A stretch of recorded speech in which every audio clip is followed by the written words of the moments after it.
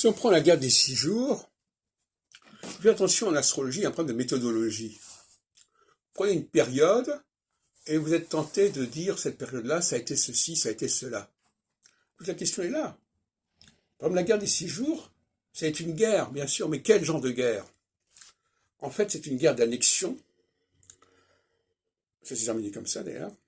C'est une guerre où l'on a dépassé le cadre religieux, puisqu'on a intégré des populations qui n'étaient pas juives.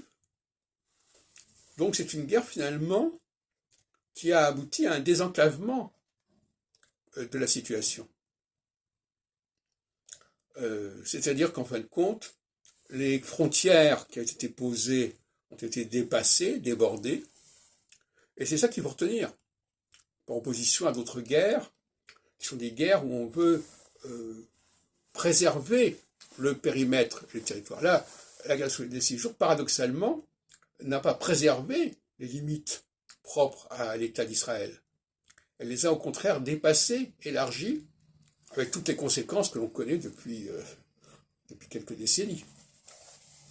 Mais c'est pour vous dire que finalement, quand on aborde un certain sujet, il faut l'aborder selon une grille, avec des phases successives, pour pouvoir comparer et dire, voilà, cette guerre-là, elle était comme ça, mais l'autre guerre avant, elle était autrement. Autrement, on finit par avoir des généralités avec des étiquettes qui ne correspondent à rien.